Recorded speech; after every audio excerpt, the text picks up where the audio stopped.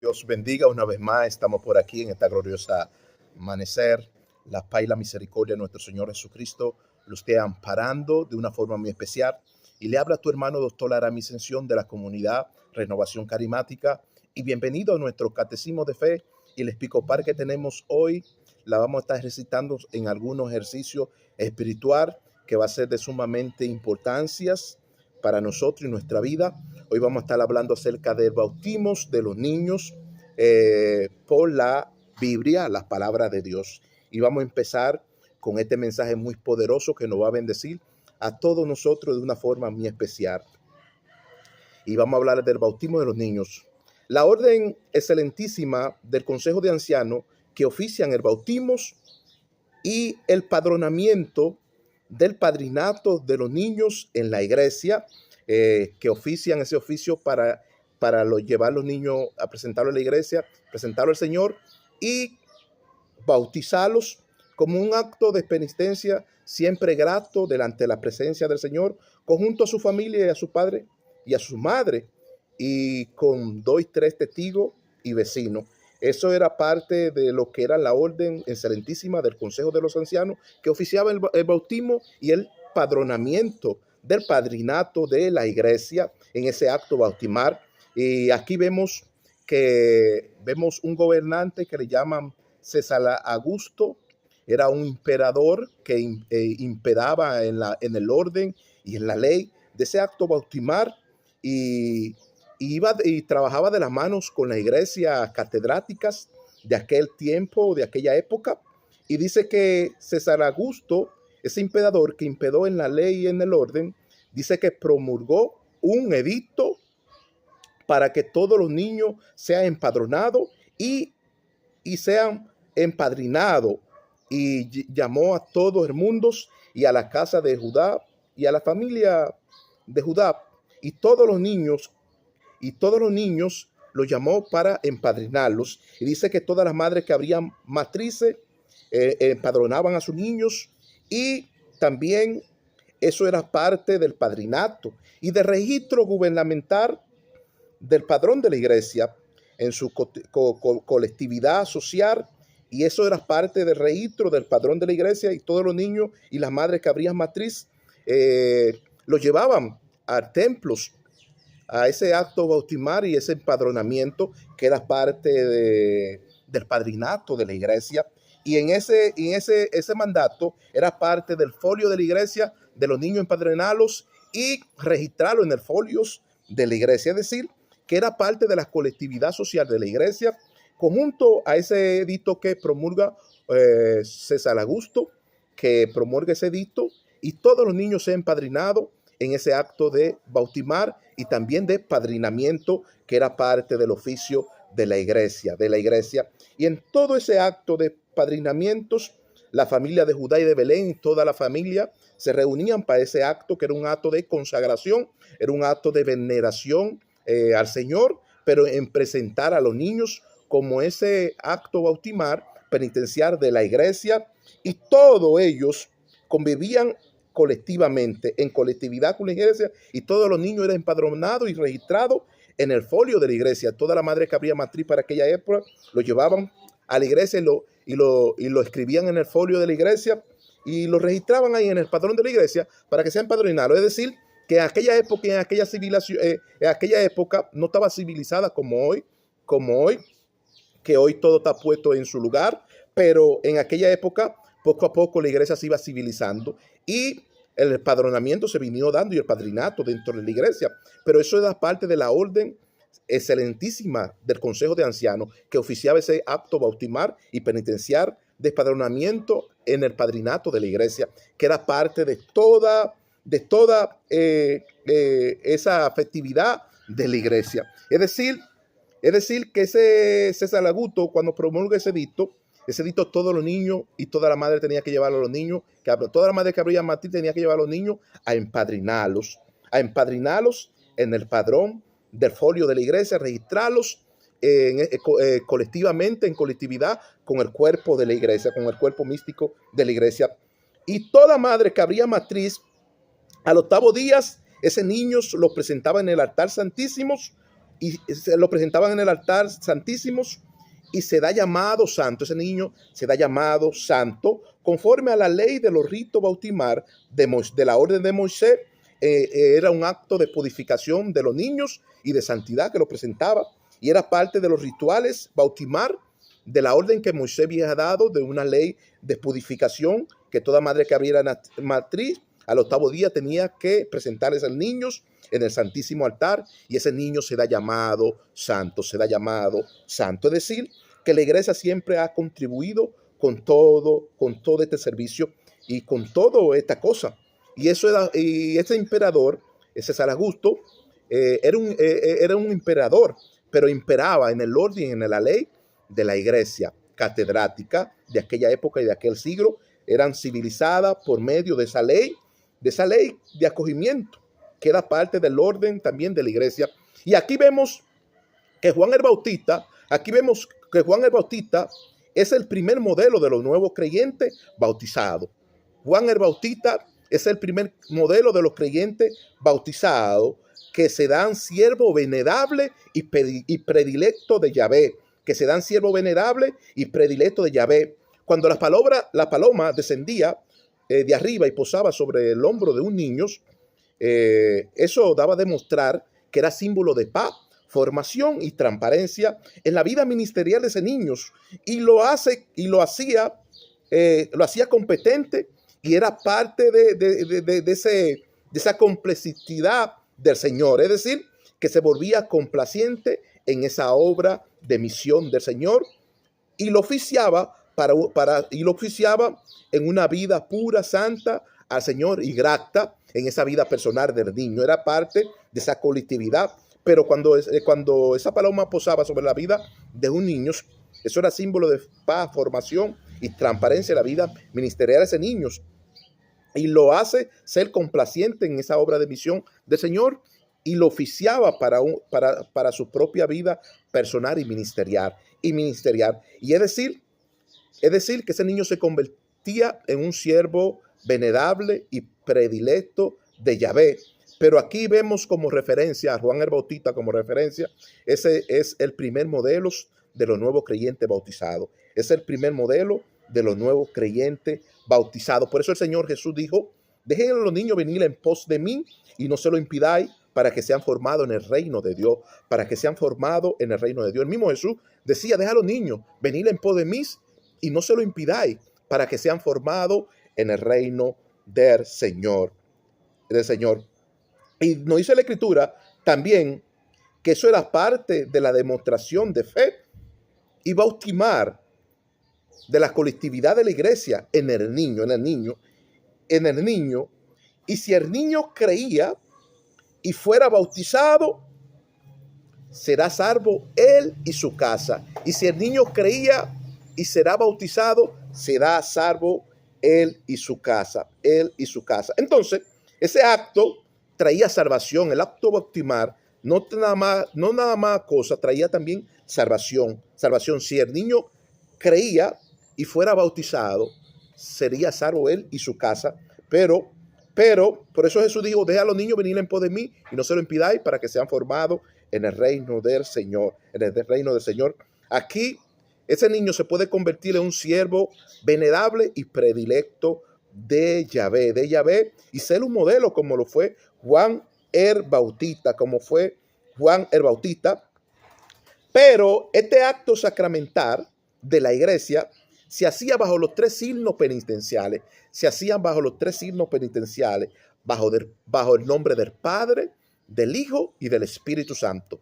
Y era confirmado ese bautismo del niño mediante el sacerdote imponía la mano sobre aquel niño y lo bautizaba. En el tiempo antiguo, el bautismo de los niños a veces se sumergía 3 veces en el agua. El niño se sumergía 3 veces en el agua. Y ahora, como la iglesia se ha actualizado, ya lo que la iglesia hace, impone las manos y invierte agua 3 veces en su cabeza, y ya está bautizado el niño. Es decir, que invertir esa agua en su cabeza 3 veces, y el sacerdote pone su mano y lo confirma, ya el niño queda bautizado. Pero se hace bajo los 3 signos penitenciales: bajo el signo del Padre, bajo el signo del Hijo y bajo el signo del Espíritu Santo. Del Espíritu Santo, y era parte del edicto que comulgó César Augusto, el emperador, que imperó en ese orden, esa ley de la iglesia colectiva. Y toda la casa y la familia de Judá de Belén y toda la vecindad y los vecinos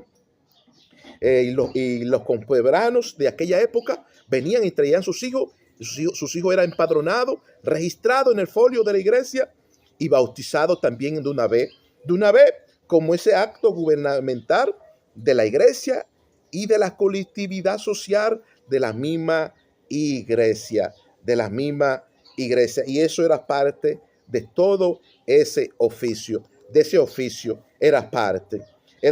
Entonces, María y José, después de haber dado a luz a su hijo Jesús, subió a Jerusalén, que era casa de acogimiento y amparo. Jerusalén era casa de acogimiento y amparo, y allí llevó a su niño Jesús a empadronarlos en el padronamiento de la iglesia y en ese acto bautismal conforme a los rituales de la ley y la purificación de Moisés. María subió y José subieron a empadrinar a niños a Jerusalén, que era casa de amparo y acogida. Era casa que acogía a los feligreses y a los peregrinos que venían de otra aldea, de otro pueblo, y lo empadrinaban y lo bautizaban en ese acto bautismal, pero conforme a la ley de la purificación de los ritos de Moisés, en ese acto bautismal y penitencial. Es decir, que María y José subían, y cuando dio a luz, lo llevaron al niño, el niño fue empadronado, y dice la Escritura que el niño Jesús crecía y se fortalecía en la gracia del Señor, y en el Espíritu, y era cubierto de todo mar de ojos, porque el bautismo trae un sello, una protección, y cubre al niño, pero es creyendo con fe al Señor, y no tanto eso, que se educa en la formación de la doctrina de la iglesia, de esa doctrina colectiva, y ese niño Jesús crecía, se fortalecía en la gracia del Señor y en el Espíritu, y era protegido y cubierto de todo mal de ojo, y eso era parte de la reputación de la iglesia y del padrinato de la iglesia, de la reputación de la iglesia y del padrinato de la iglesia en ese padronamiento. Entonces, el padrino, cada vez que van a llevar un niño y lo presentan en el altar, tiene que ver tres testigos, y el padrino es un testigo que debe mostrar fiel bondad contra su ahijado, y acompañarlos en ese acompañamiento en la fe y en la crianza de su ahijado, con todos compromiso y responsabilidad. Y ese padrino debe ser guía en su fe y en esa educación de la costumbre doctrinal de la iglesia y de la espiritualidad y de la espiritualidad religiosa.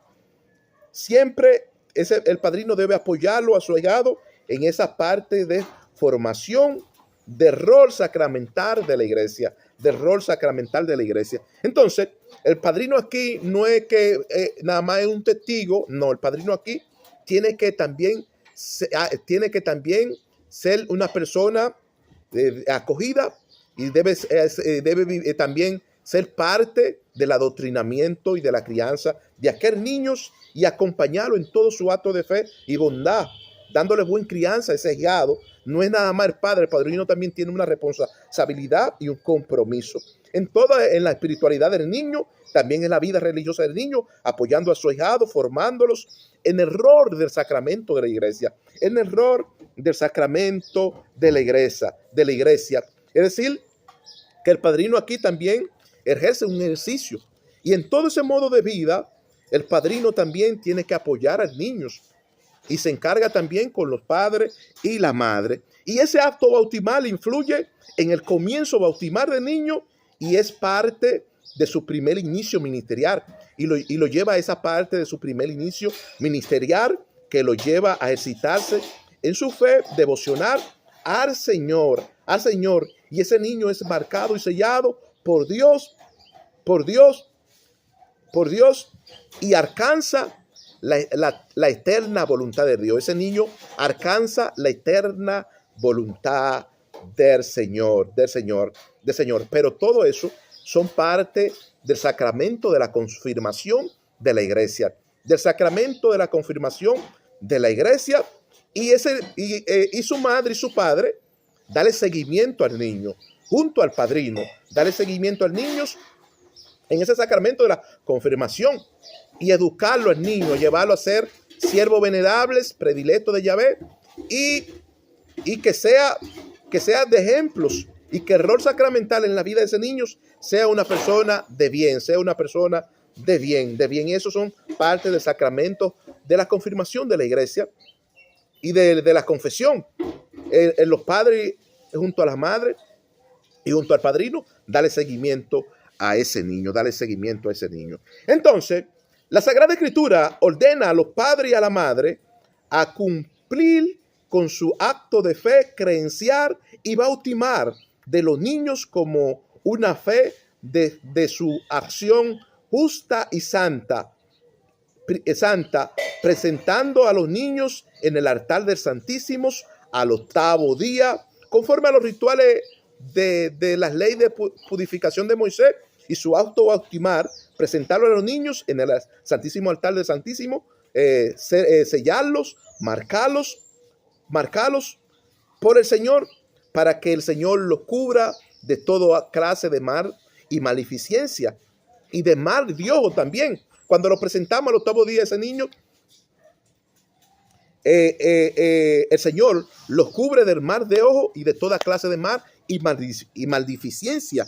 Es decir, que esta ley que Moisés llevaba de estos rituales sacramental de la iglesia, en ese acto bautimar y en esa ley de purificación, Moisés lo hacía como un acto para que ese niño sea protegido de toda clase de maldificencia y de mal de ojo, y ese niño quede sellado y marcado por el Señor para una acción justa y santa, y que esa presentación en el altar son parte de cumplir con su fe y su creencia bautimar todos los padres y la madre, y es parte del ordenamiento de la iglesia, es parte del ordenamiento de la iglesia, es parte del ordenamiento de la iglesia, y eso está en la Sagrada Escritura. Todo esto que yo estoy diciendo está en la Sagrada Escritura, y es parte de la fe y la acción justa y santa de los padres y de la madre, en ese acto bautismal y penitencial de la iglesia, para que el niño quede registrado en el folio de la iglesia y sea parte de la membresía y la congregación de la iglesia.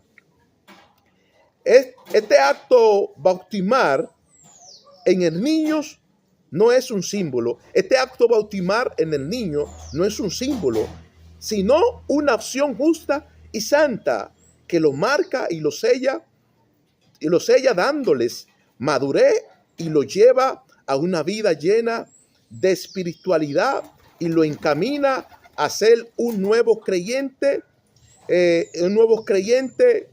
maduros, firme, guiado por el Padre y también guiado por la Madre. Pero esta presentación en la iglesia, en el Santísimo Altar, presentar al niño en ese acto bautismal conforme a los rituales de la ley de la purificación de Moisés, en ese acto penitencial, este ritual tenía que haber 2 o 3 testigos delante de ese acto bautismal. Cuando lo van a presentar en el altar, tiene que haber 2 o 3 testigos.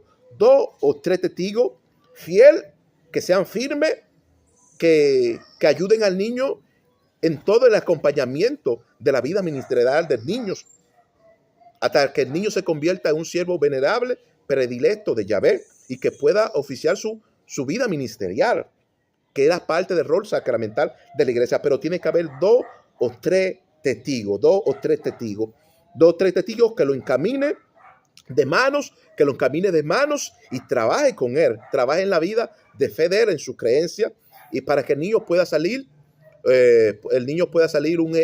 un vidente del Señor, como algunas religiones dicen, un profeta, o pueda ser un mensajero del Señor, o un servidor, wherever.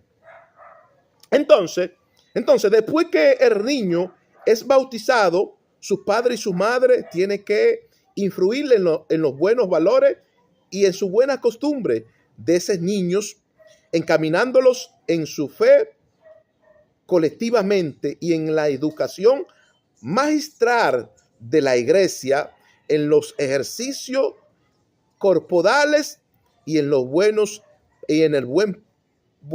hábitos de ese plan de lectura y en el buen hábito de ese plan de lectura. Es decir, que después que el niño es bautizado y está ante los tres testigos de la iglesia, sus padres y su madre, tienen que influir en los buenos valores y en sus buenas costumbres y encaminarlos con todos los tres testigos a esa vida de fe colectivamente y educativa, que es parte de la fe magistral de la iglesia y de los ejercicios corporales en ese buen hábito de fe y en ese plan de lectura. En ese buen hábito de fe y en ese plan de lectura, acompañar al niño para que el niño pueda salir bien adoctrinado en esa doctrina de fe colectiva, sea bien adoctrinado.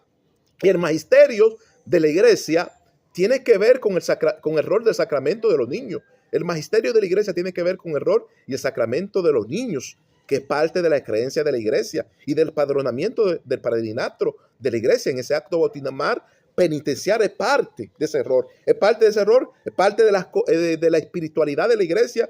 También los niños se ser influidos en esa espiritualidad de la iglesia y el niño pueda salir una persona de bien. Y en todos esos actos de valor y de buena costumbre, encaminarlo al niño, acompañarlo en esa fe colectiva, educativa y magistral, que es parte del magisterio de la iglesia y es parte de los ejercicios corporales, también de los buenos hábitos de la iglesia, acompañarlo en ese plan de lectura siempre al niño. No descuidarse, siempre acompañarlo, en acompañamiento con el niño. La palabra de Dios nombra varios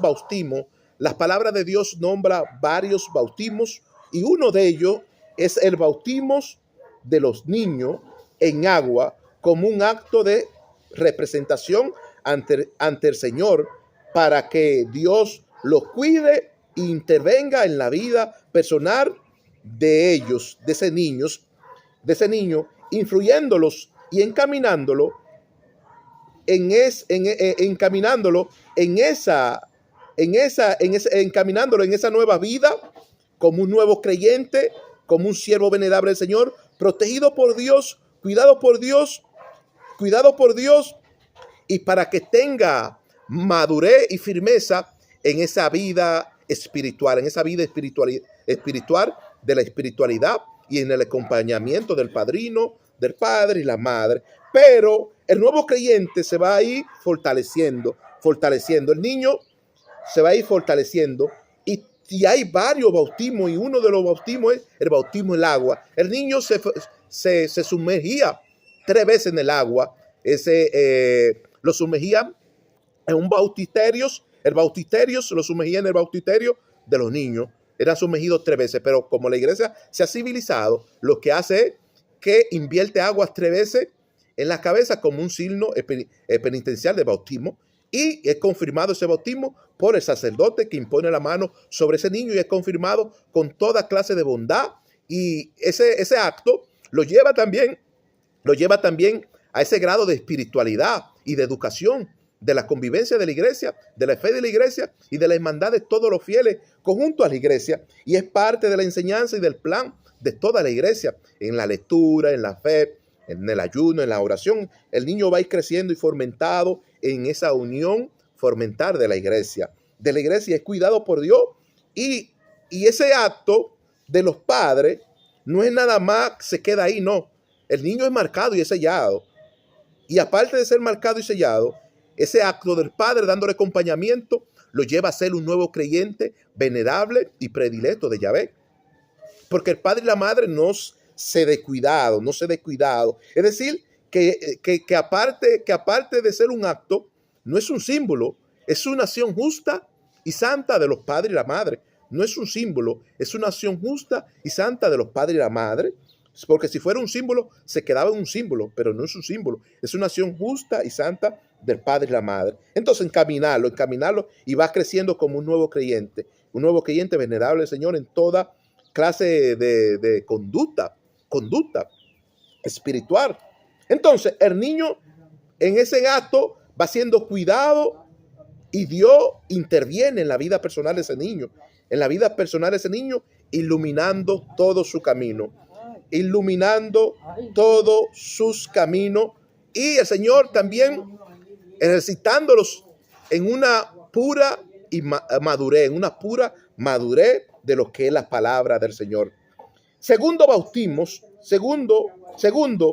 está el bautismo del perdón. Segundo, ya hablamos el primero, ahora vamos por el segundo. Segundo, está el bautismo del perdón y de la confesión para adultos y nuevos creyentes que empiezan y ha iniciado los primeros pasos de la fe bautismal. Ese bautismo se hace después de la confesión.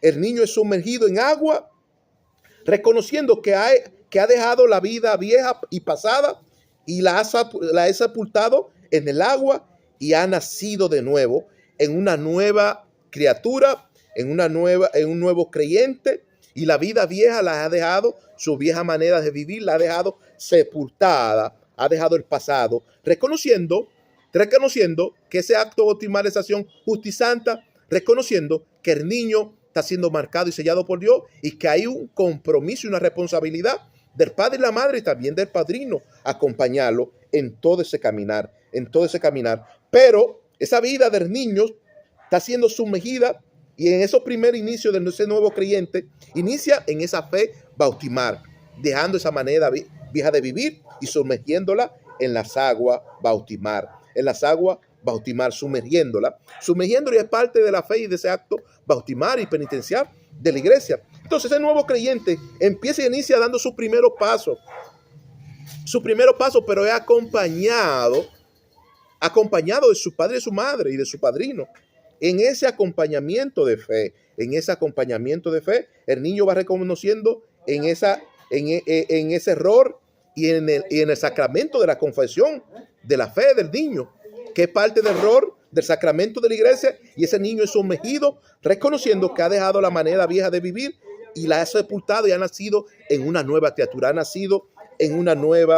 criatura, Tercero, está el bautismo del Espíritu Santo que trae en nosotros una nueva renovación carismal.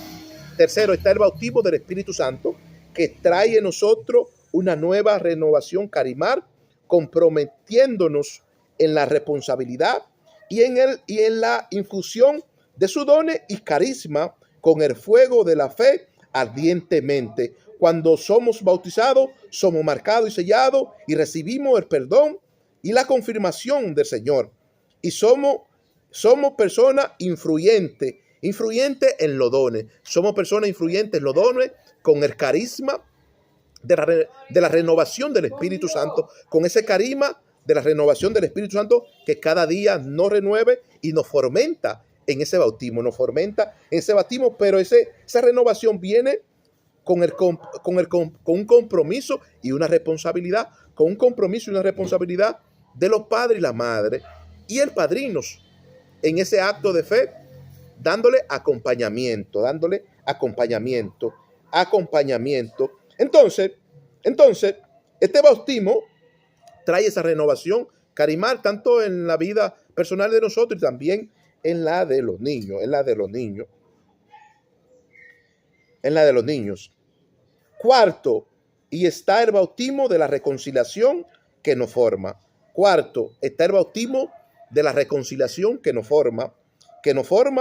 Y que empieza en la niñez. Ese bautismo empieza en la niñez. El bautismo de la reconciliación que nos forma empieza en la niñez, hasta hacernos y formarnos como persona adulta y madura, llena de fe para formar a otro y reconciliarlo en la fe del sacramento de ese error bautismal. Es decir, que este sacramento del bautismo, de la reconciliación que nos forma, empieza en la niñez, y en esa niñez nosotros somos marcados por el sacerdote cuando impone las manos e invierte agua sobre nosotros. Ya es un signo que nos marca de por vida y que hay un acompañamiento detrás, dándote asistencia en esa vida corporal, en esa vida corporal. Pero ese bautismo es personal sobre el niño. Lo forma como adulto y le da madurez. Y le ayuda a otro a formarlo en esa reconciliación de esa fe de error bautismal y sacramental de la iglesia, La escritura nos dice que la escritura nos dice que en la ciudad de Teatira había una mujer noble y pudiente llamada Lidia. Dice que esta mujer era vendedora de púrpura, que era una vestidura finísima y costosa y carísima. Dice que en esa ciudad de Teatira había una mujer llamada Lidia, y era una mujer noble y pudiente, y que era una vendedora de púrpura, de una vestidura finísima y costosa y carísima. Y esa mujer era vendedora, dice que Lidia era vendedora de púrpura, que era una vestidura finísima, costosa y carísima. Y esta mujer adoraba siempre a Dios, ella y su familia adoraban siempre a Dios, y sus hijos adoraban siempre a Dios en aquella ciudad de Teatira,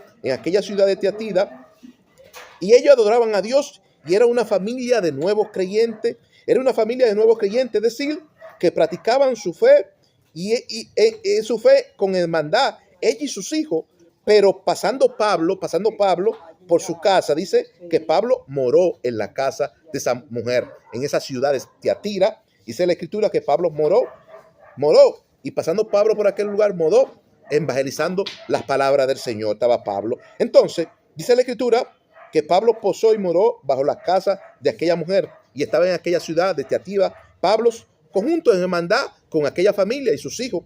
Ahí es hermandad, porque era parte también, esta mujer era parte de la familia de la fe. Y dice que esta mujer vivía en convivencia con ella y con sus hijos, y Pablo llegó a aquel lugar y moró bajo su casa, bajo su hogar. Y ella rogó al Señor, ellas y su familia rogaron al Señor pidiendo oración por su casa, para que el Señor la bendiga su casa. Dice la escritura que ella pidió oración a Pablo, y que Pablo también rece y bautizara a toda su familia, porque en el tiempo primitivo el cristianismo inició así. Se bautizaban los niños en familia, en casa, se evangelizaban en casa, era la gente del camino, eran los peregrinos del camino, y el evangelio inició así, en la era primitiva. Iban a casa, evangelizaban, vivían en comandad en la casa, predicaban, bautizaban a los niños en familia ahí, y dejaban una familia restaurada para que esa familia sigan haciendo las obras caritativas de la iglesia, de las obras de la iglesia. Y inició así. Dice que Pablo moró en aquella casa, y ella pidieron oración para que Dios bendiga a su familia. Y dice que ella le pidieron a Pablo que rece y lo bautizaran a ella, a sus hijos y a sus familiares, lo bautizaran a todos, y con el bautismo de la confirmación. Y era parte de la confirmación de la iglesia. Dice que Pablo bautizó a ella y a toda su familia en esa ciudad de Teatira. Esa mujer le llaman Lidia, vendedora de púrpura, una mujer pudiente, creyente, una mujer noble de la sociedad, reivindificada en la sociedad, y reivindificada también como parte de la familia de la fe del cristiano. Dice que fueron allí, y Pablo la bautizó a ella, a toda su familia y a sus hijos. Dice la escritura que el número acrecentaba en los fieles en aquella época, y todos venían a Pablo, y todos eran también bautizados con el sacramento de la confirmación sacramental del rol de la iglesia. Todos eran bautizados. Es decir, que aparte de que sea mujer pudiente y noble, esta mujer decidieron creerle al Señor, y como les creyeron al Señor, fueron bendecidas ella y su casa. Cuando el santo del Señor llega a tu casa, toda tu familia, tus hijos se dan bendecidos. Y dice que esta mujer rogó al Señor y le pidió a Pablo que rece y lo bautice a todos ellos. Y dice la escritura que Pablo rezó y oró y lo bautizó también. Y dice la escritura que fueron confirmados en esa fe. Y dice que el número acrecentaba en aquel lugar. En aquel lugar los santos fieles crecían y se fomentaba en su fe doctrinal, en su rol, y era parte del modo y la convivencia del Señor. La Escritura dice ser santos porque yo soy santo en toda vuestra manera de vivir. Lo dice la Escritura, en todo. Dios le bendiga, Dios le guarde, y hasta aquí ha llegado mi mensaje. Si este mensaje ha sido de bendición, te invitamos a que publique, comente, y estamos pendientes a todo tu comentario.